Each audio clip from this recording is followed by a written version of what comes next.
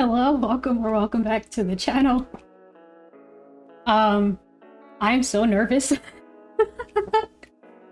This is how you know a group is like your old group, like your favorite, the favorite of your favorites, because it's like you get that fear of what I get, I'll speak from it. I get like a fear of rejecting. So that's part of it. Like, I'm so terrified of not liking a song by my favorites. So that's the first thing about new music by your favorites. Although I feel like the chances of that are extremely minuscule when it comes to Dreamcatcher. There's always, I'm pretty sure I've liked every title track they've ever put out. Loved, even. So they're not really that kind of group. But there's always a chance, right? There's, like I said, minuscule, but it's always there. And then you want other people to like it too, right? Because you have that attachment. So it's like you care about them, so you want people to like what they do. So there's all that happening. And I'm just nervous in general. I'm just always, it's a big deal. And you know, it's been building and building for a little while. And then this being the second part of like the villains thing. So that's already just so intense, and it just feels like it's been a long time coming. So, you know, we've been anticipating this since what, November? So that's another thing. And then I want to like, I'm like afraid I won't get out everything I want to get out. I'm not going to say everything that I am going to, you know, I'm going to look back and be like, oh, I wish I said this, or, you know, and it's okay most of the time, but I would hate it for a Dreamcatcher reaction to have a less than thorough like reaction. But let me just get over myself, because for one, I'm so excited to get to the album. So that means I've got to hurry up and just get through this, because I need to hear this album. I need it like I need oxygen. So I am going to watch this twice. I'm going to try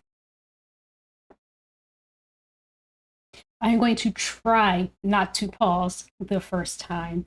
I don't see that working out, but I will do my best. Okay, let's go. I love him so much. Okay.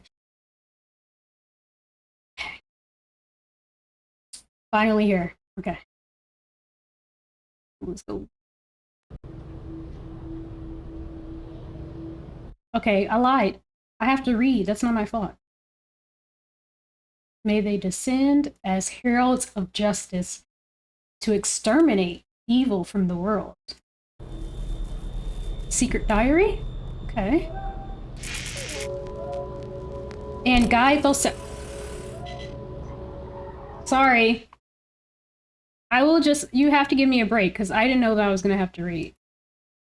And guide those sacrificed by evil to their rightful fate. For the soul swallowed by the abyss of malevolence. Okay. Oh my god. Oh my god. Oh my god. That's what I said.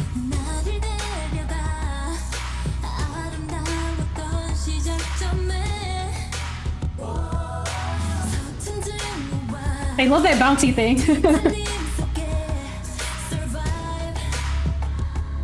Oh, they look so good. They sound so good. Tommy!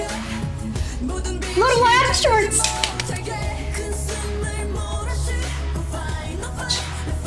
Yes, you are an angel. Gaia. Oh, Gaia.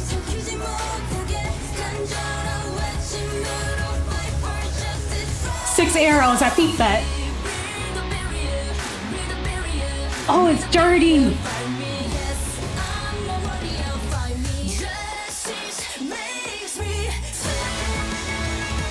Oh, yes! Oh man, it's like a reverb or something. Oh wow. Yes, Sangam. It's a dummy time? Yes. motion 끌어올려 rising emotion 멈추지 않아 날 지킬 sunray show me what I'm looking for 고통에 몸부림치지만 그럼에도 나를 밀어 느껴져 Ooh, the background vocal. Is that Shia? Oh, the guitar coming back. Yes! Yes! Fight me! Yeah, Sua.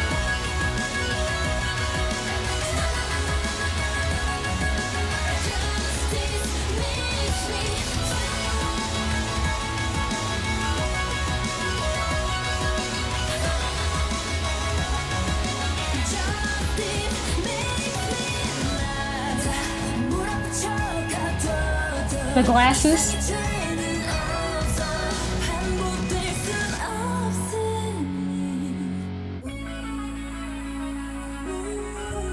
I knew that was her.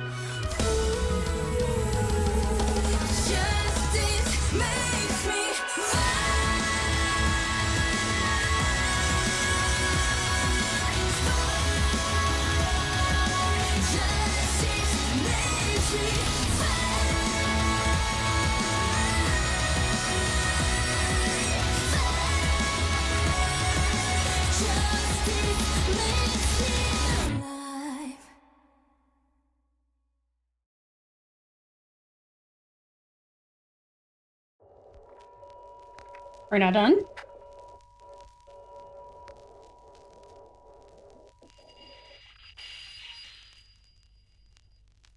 Yeah, that's gonna be me. Okay.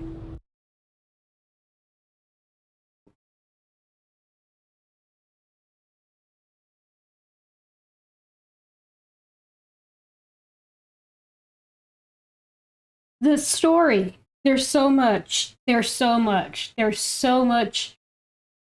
imagery that is important that I should have words for.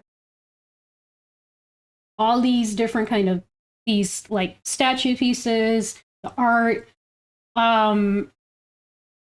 justice, yes, well, I know that, but but I just like that they have things that are just so like they have these iconic set pieces that are very directly related to themes of justice, iconography that we're used to that represent justice. So first of all, that. Second, this was so, I don't know how to describe this. I mean, I feel like they've done everything at this point, and I just wonder what are they going to do next? What is possibly missing?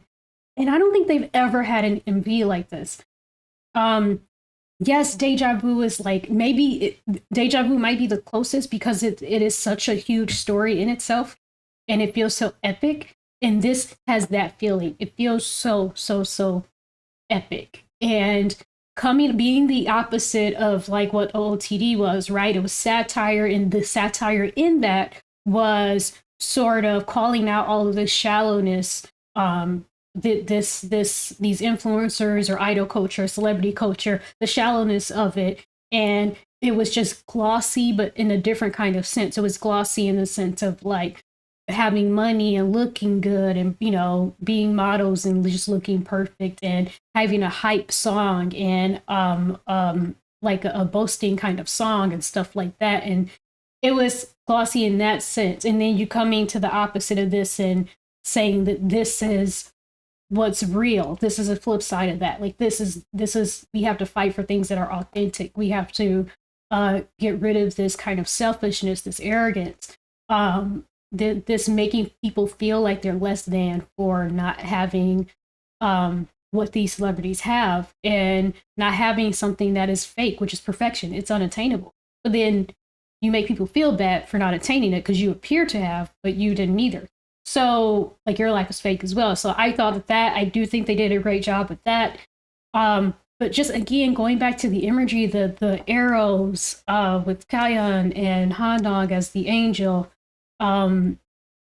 Jiyu being, you know, trapped by those ropes and just being, you know, just being prisoner to, you know, whatever it is, you know, I mean, I know that there's going to be some layers to this I don't get yet because I haven't really heard the rest of the album. But I know there are layers to this that go beyond even being a parallel to OOTD. There are things that go beyond that, and I will also, once I really hone in on the lyrics, because I didn't do that this time. I usually don't when I watch a video twice. So I'm sure I'll get more of an understanding of that. But really, GU being just held, just bound by those ropes, I felt really, I felt that was such a powerful moment. Of course, mirroring to a degree, Sue being trapped by those chains and Rose Blue. It's Deja Vu and Rose Blue. I mean, this is their kid, you know. It's with a little bit of odd eye. I mean, that's what I said on Twitter the other day. But it really, in terms of just imagery and making statements with just moments of imagery, I feel like just leaving a lasting impression. It did that for me in the same way that Deja Vu did, and again, just having this epic feel to it. The crown. That's the part I need to pay more attention to. Is it at the end that Sheehan grabs the crown and throws it? I loved you. So Yoo-hyun was helping somebody up. Was it Jiu? Or I'll look at that again too. But I love this, them helping each other, them being like they're in their own individual set pieces, their own individual little stories, because they're all separated. And then they come together at the end. And that's always my favorite kind of Dreamcatcher storytelling. You know, him breaking out kind of nightmare era. So I'm gonna get back into this. I mean, there's so much more I could say, but I'm gonna save it just to feel like some more pieces have been put together for me on the second watch, and when I paid more attention to the lyrics. But the song itself, fantastic. There's like this little bit of like an 8-bit sound happening too with the guitars, like when you know you have those higher pitched guitars, and it definitely sounds like something that would be right at home with their Japanese discography.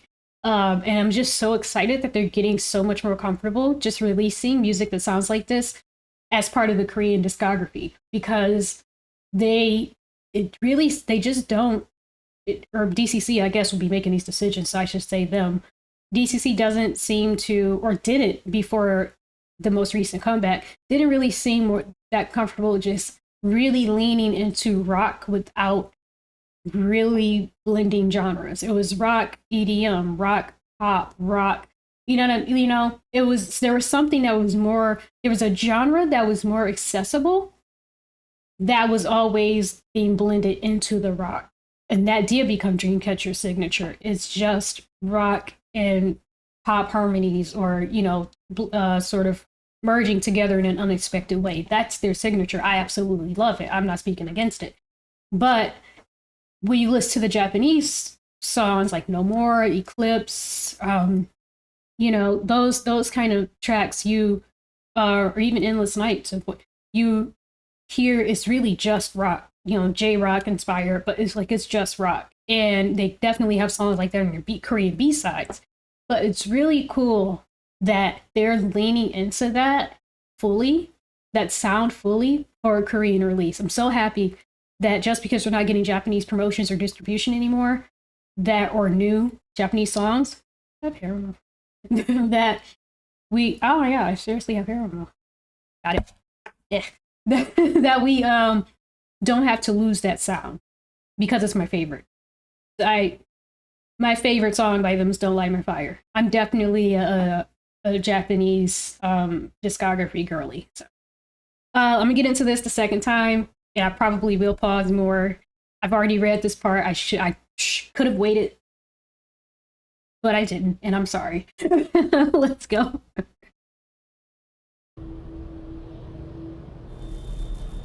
Secret diary thing. I need to know more about that. There are numbers that come up. That's probably going to be important too.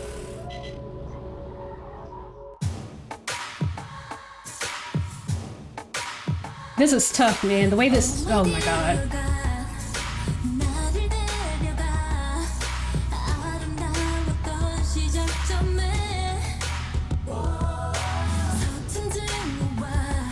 Oh, it's some hatred.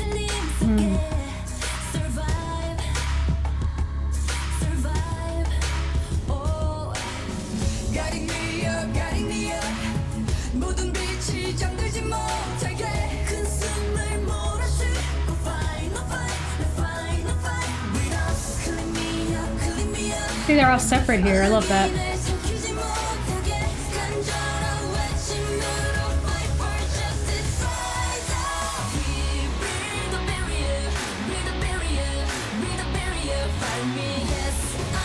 Oh, you know what? I will pause to say here right at the start of Sua's part.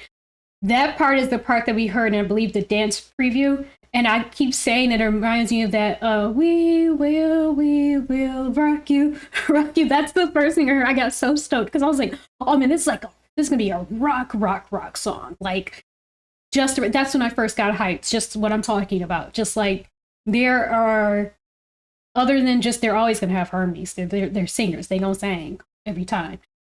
But other than that, like this really is just a straightforward rock song, and I'm just so hyped right now. I'm so hyped right now. And this might be their best music video ever. And it's not just because it's so expensive, quite frankly. And it's not just because it looks so high quality, but it's so high concept. And like, this is what people want from Dreamcatcher. You know, at this point, this is what one of their other signatures is, that their themes and their concepts are just mind-blowing constantly. And they're so hard to beat when it comes to that. I mean, they do things with imagery. Like I said, I keep going back to Odd Eye 2, not just Rose Blue and Deja Vu. I keep going back to Odd Eye 2 because there's a lot of tricky things in that one too. Like, every time I watch the Odd Eye MV, I see something else. Like, this is gonna be that MV. The rewatchability factor of their MVs are so high, and they're so high. And this one right here is gonna be the winner, I think, of that, because there's so many little things that I just know I'm not catching. Like,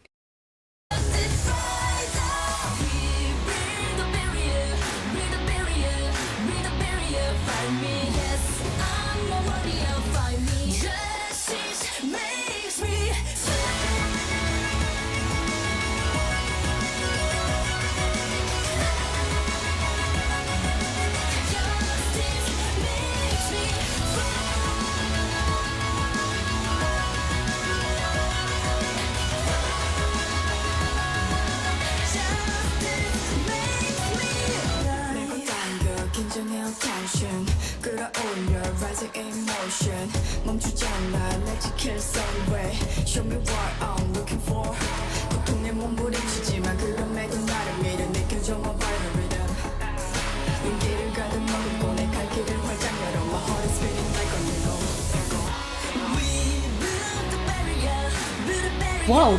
built a barrier. I wanted to get another look at her nails.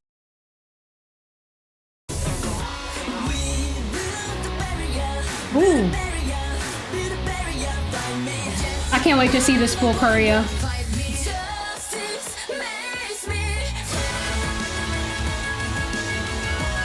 Epic, epic. Oh, this is a whole song. Oh, it's like a different outfit choreography.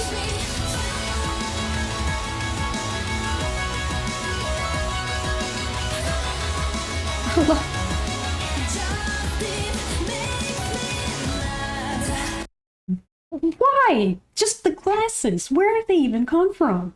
Like, they were just, all of a sudden, here's some glasses.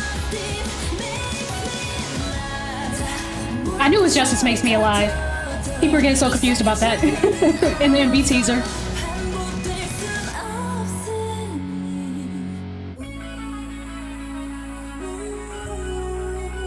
Oh. Oh. They're together. Oh. Wait, is it Sua? So sorry. Because I was trying to see who she helped up here. Is it Honda? Why can't I? First time in my entire life, I'm getting Dreamcatcher members confused. Oh, it's Honda. Okay.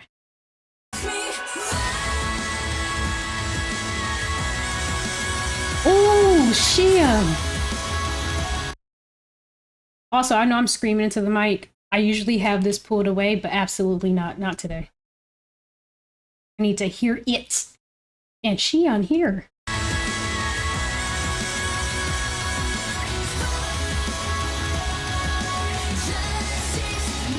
Okay. Okay, she threw the crown, and she destroyed the crown.